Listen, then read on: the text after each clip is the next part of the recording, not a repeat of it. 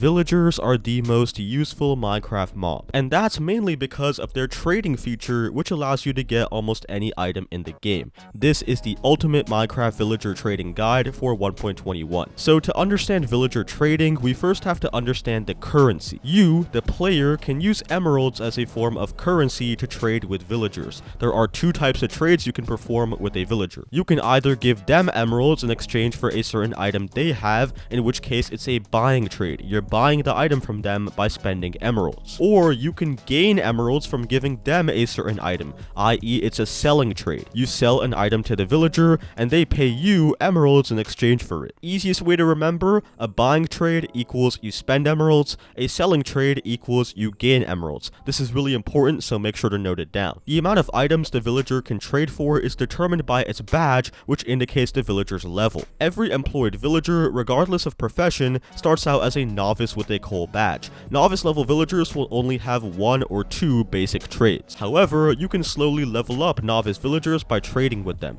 Trading with them fills this bar at the top, and once it's full, the villager will level up once you exit the trading interface. Once you level them up from novice, they will become an apprentice. Apprentice level villagers have an iron badge and will have 2 trades added on top to make 4 trades in total. Going further up the ranks, journeyman villagers have a gold badge and will have 6 different trades. Following that level, expert villagers have an emerald badge and will offer 7 to 8 different trades. And finally, master villagers have a diamond badge and can offer 9 to 10 different trades. Keep in mind, each time the villager levels up, the 2 extra trades added with each level get better and better as you level them up. Expert and master level trades are usually the best and rarest trades the villager has to offer. Also, if you want to quickly level up a villager, you can click on the trade and it'll actually show you by how much it will level up the villager. Next, professions. A villager's trades and the theme of its trades are dictated by its profession. Remember how I said earlier that employed villagers start out as novices regardless of profession? Well, villagers can have 13 different professions, and these are basic jobs like a farmer or a fisherman, things like that. Villagers can also be unemployed. One type of unemployed villager is the brown coat. These guys look different depending on the village, however you can identify them easily as they don't have a badge. They cannot trade with the player, however they will still seek a profession. To seek a profession, they will look for any type of workstation block nearby.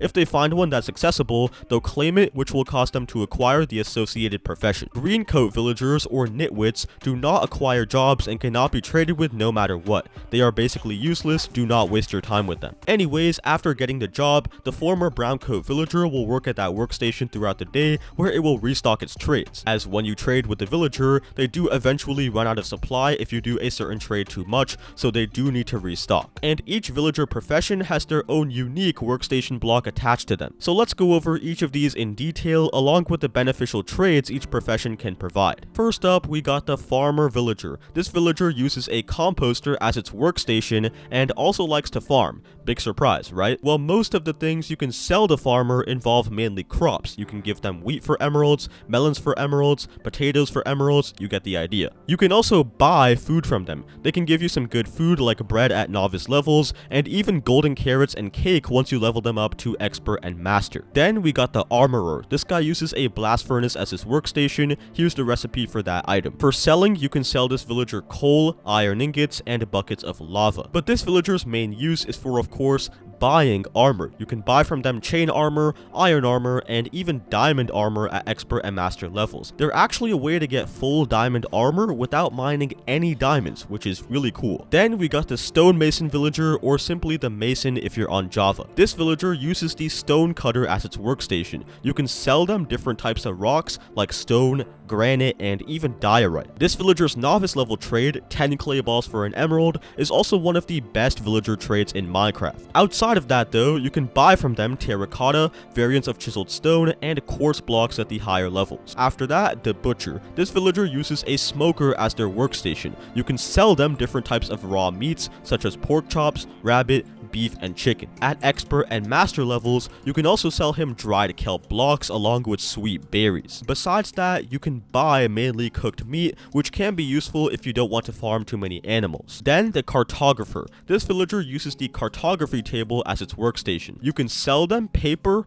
glass panes, and compasses. You can also buy off from them some good things too though, like explorer maps, which can be used to track down rare structures. Besides that, you can also buy banners, banner patterns, and item frames. After that, the Cleric. This villager uses the brewing stand as its workstation. Selling wise, you can sell them rotten flesh, which is awesome, gold, netherwort, glass bottles, stuff like that. Their buys are okay. You can buy ender pearls at expert level, which is really useful, along with lapis and glowstone at lower levels. Following that, the Fisherman. This villager uses a barrel as its workstation. They have some really good selling trades. You can sell them string, coal, and fish like cod and salmon. If you have yourself an AFK fish farm, the Fisherman will be one of your biggest cash cows. Their buying trades aren't as amazing though. You can buy from them cooked cod, which is okay food I guess, enchanted fishing rods, and boats, so still decent. After that, the Fletcher, which uses the fletching table as its workstation. This villager again has some amazing selling trades. You can sell them sticks for emeralds, one of the best villager trades in Minecraft, and you can also sell them string and flint. Buying wise, you can buy from this villager arrows, quite a decent trade, and you can also buy from them enchanted bows and crossbows at higher levels. At master level, you can possibly buy tipped arrows of any kind, and in Bedrock Edition, it's actually possible to get arrows of decay, which can't be made otherwise in survival. The Leatherworker, who uses the cauldron as their workstation. You can sell this villager leather, flint, and rabbit hides. You can also buy from them leather armor, leather horse armor, and saddles, which can be pretty useful. Then, the Shepherd, who uses a loom as their workstation. You can sell this villager wool, can be white, black, brown, or gray. Along with that, dyes of any color, which is really nice. You can buy from them shears and different colors of wool and carpets. You can also buy beds, banners, and paintings at master level. Following that, the Toolsmith, who uses a smithing table as their workstation. You can sell this villager coal, iron ingots, and flint, but their job is for you to buy tools from them. They will start out selling you stone tools at novice level at a ridiculous price, which is really rough, but if you do level them up, you can buy enchanted iron and diamond tools, which is pretty nice. The Weaponsmith, who uses the grindstone as their workstation. You can sell this villager coal, iron ingots, and flint. Again though, their purpose is for you to buy weapons. Starting out, you can buy iron axes and enchanted iron swords, and once you level them up, you'll be able to buy enchanted diamond axes and enchanted diamond swords as well. The Librarian, who uses the lectern as their workstation. Keep in mind, it's also important for them to have access to bookshelves as it helps them work better. Trading wise, you can sell this villager paper and ink sacks, but where this villager's real value lies is in their buys. You can buy from them enchanted books in exchange for a regular book plus some emeralds. One Librarian villager can sell you up to 4 enchanted books once you fully leveled them up. The enchanted books they sell will always contain a single enchantment. The enchantment itself and the level of the enchantment are completely random. It can be almost any enchantment in the game. Librarians also have lanterns, bookshelves, and name tags at the master level. Now we got the unique wandering trader. This trader is not a villager and does not live in villages. It spawns randomly nearby the player, and they don't use a workstation or anything like that. You can only buy things from them. You cannot sell them anything, and you can buy from them items that are unavailable in the biome that the wandering trader spawned in. The trader will offer 6 trades, which can be very miscellaneous. Potential items include a bunch of different flowers, along with different seeds, dye, coral, different types of ice, including blue ice, saplings, and nautilus shells. Not insanely useful, but I guess coral and ice can definitely be nice. But possibly the most useful feature of the wandering trader is the fact that it drops leads when you kill it. Definitely very nice, but do be careful of the llamas, since they will get really angry and start spitting at you. A very useful piece of information is that you can switch a villager's trades by breaking their workstation and placing it down again. The villager will get unemployed and then re-employed, causing it to get new trades. And for librarians, this is particularly useful for changing the enchantment that they sell to the one that you actually want. Keep in mind though, once you trade with a villager, their trades automatically get locked. So even if you break their workstation after that, that, they will not become unemployed nor reset their trades. It's also possible to get discounts or raised prices from villagers, both small and huge depending on your actions towards them. Hitting a villager will cause them to immediately raise their prices for all their trades. They will also gossip about it to other villagers at the town meeting, so other villagers end up raising their prices for you too. Killing a villager causes even more negative gossip among villagers. If you do a specific trade many times to the point that the villager runs out of stock for it, the villager, upon restocking, will sometimes raise the price for that trade and slightly lower the prices for some of its other trades. Basically, it's supply and demand if you want to research about that. But if you want to get a truly massive discount from villagers, it's actually really simple. The first method is to fight and defeat a pillager raid. This will give you the hero of the village effect, which will not only cause villagers to throw items at your feet,